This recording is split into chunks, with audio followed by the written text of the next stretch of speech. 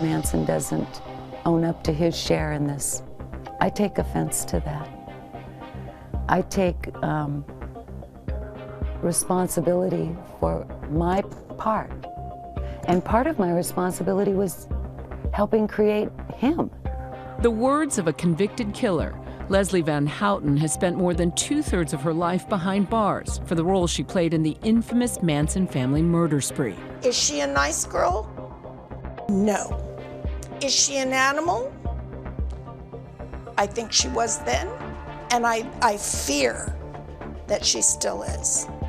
This week, she became the first member sentenced in the high-profile slayings to be released from prison. When I look at Leslie, I don't look at her to her crime. I look at Leslie as who she is as a person. The 73-year-old walked out of prison Tuesday. Tonight, the anger and frustration from the victims' families, who hoped this day would never come. I prayed until I was gritting my teeth that she gets a flashback of the screams, the grunts, the blood. I'm a convict. I'm an outlaw. I'm a rebel. I'm not a Sunday school teacher.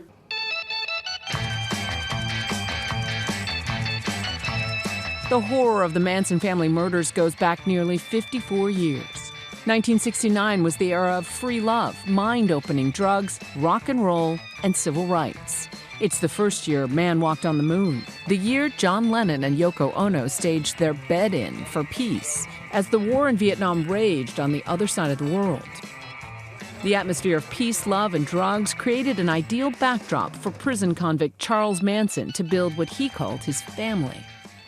The movement is like a magnet for all these people whose particular characteristics make them highly vulnerable to the thing that Manson has, the ability to manipulate.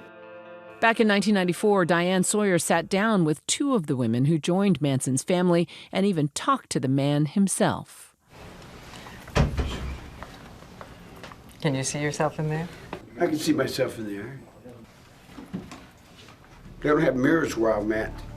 Here's the key thing to remember. This figure who walks into the room to talk to Diane Sawyer, who looks like he's been worn out and hung up wet for so long. Do not confuse that guy with the Manson of the late 60s. Footage of him from that era tells a very different story. He is commanding, he is somewhat magnetic, and really a much more malevolent force.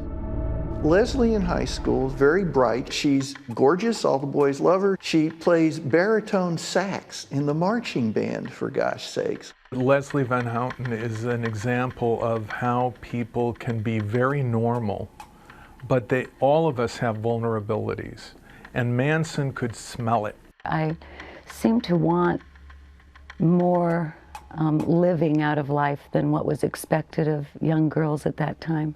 Drugs, sex, you know, breaking away from the norm.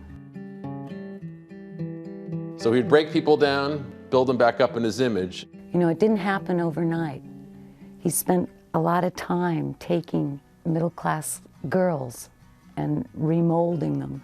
I was an empty shell of a person that was filled up with Manson rhetoric. Psychedelic drugs were a big part of Manson's draw, and he would often preach to the group while everyone was high. He would personally put the dosages in his followers' mouths. But when he took some himself, he was careful to take less so he'd stay in control. Sometimes he'd claim he was Jesus Christ, come again. Sometimes he would reenact the crucifixion when we were on LSD. And it was very realistic. And then make the connections of man, son, son of man, you know. And then the questions would begin, would you die for me? And in their drug-induced situation, they listened. So he used LSD as a form of mind control. By August of 1969, Manson had turned his eyes to the Hollywood Hills and a house on Cielo Drive. At the time, Roman Polanski, director of Rosemary's Baby, and his 26-year-old wife, up-and-coming actress Sharon Tate, lived there. Nobody took my breath away like Sharon Tate. She's gorgeous, drop-dead gorgeous. I don't like that word starlet at all, because there's no such thing, actually. I feel that before you even make an appearance, it's very necessary to learn your craft. Tate soon landed a role in the 1967 movie adaptation of Valley of the Dolls. Mother, I know I don't have any talent, and I know all I have is a body, and I am doing my bust exercises.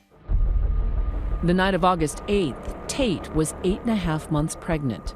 Polanski was in London for work, so the actress had a group of friends at their home keeping her company, including coffee heiress Abigail Folger, celebrity hairstylist Jay Sebring, and aspiring screenwriter Wojtek Frykowski. It's simply going to be a quiet, comfortable night. And of course, it turned out not to be. That night, Manson dispatched a group of his most devoted followers, including Charles Tex Watson, Patricia Krenwinkel, and Susan Atkins, to the house on Cielo Drive and kill everyone inside, no matter who they were. I told them go do what Tex said. I never told anybody to do anything other than what they wanted to do. The group scaled the security fence, and Tex cut the phone lines. As they moved toward the house, they encountered their first victim. Stephen Parent had just been visiting the caretaker.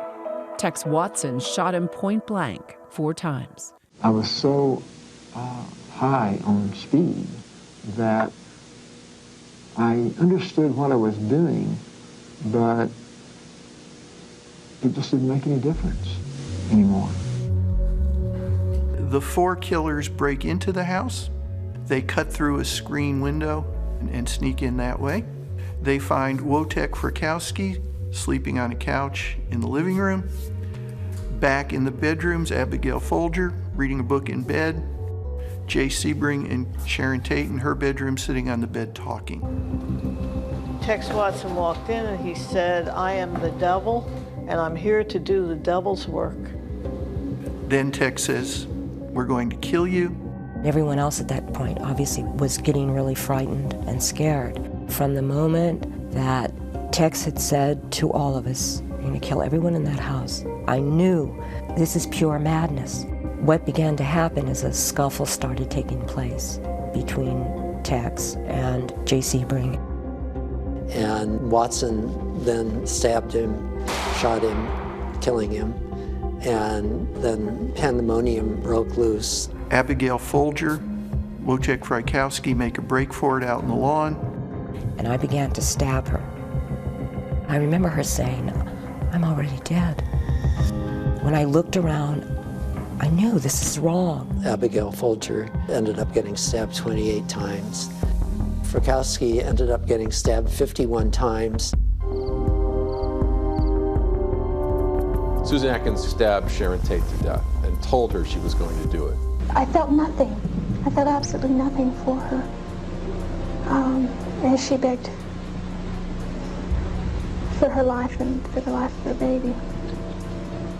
Manson had told the group to make sure and leave a message behind. So they did, writing the word pig on the front door in Sharon Tate's blood. If you're going to do something, do it well. And leave something with you. Leave a sign to let the world know that you were there. Have a good day. We have 5 dead bodies. There are 3 male bodies and 2 female bodies. The next night, around midnight, the city news ticker jumped to life. The city of Los Angeles has had another multiple murder. And I shouted across the newsroom, "It's happened again." On the night of August 9th, Manson once again set his followers on a target, this time the home of grocery chain owner Leno LaBianca and his wife Rosemary. The group once again included Tex Watson and Patricia Krenwinkel, and for the first time, Leslie Van Houten. Manson himself escorted them to the house before leaving. I knew that people would die. I knew that there would be killing. Charles Manson told Leno and Rosemary LaBianca not to worry, that it was just a robbery and he wasn't going to hurt them. He wasn't going to hurt them. Pat and I took Mrs. LaBianca into the bedroom. And the sounds of Mr. LaBianca dying came into the bedroom. When Mrs. LaBianca heard her husband being killed by Tex, she started calling out to him and yelling for him. And Tex came in and killed her. And then Tex turned me around and handed me the knife, and he said, do something. Because Manson had told him to make sure that all of us got our hands dirty. And I stabbed Mrs. LaBianca in the lower back about 16 times. It took law enforcement 3 months to link the Manson family to the murders. But by that time, the stage was set for a trial that would both fascinate and disgust those who watched. It was insanity from beginning to end. It was a circus. It was on television every night. It was spectacle. Manson would come in suspicious or charming, demonic or eerily, amiable. Even more shocking were the sight of the 3 women. How do you feel, Miss Krenwinkel? In these colorful dresses. Sometimes they'd be singing.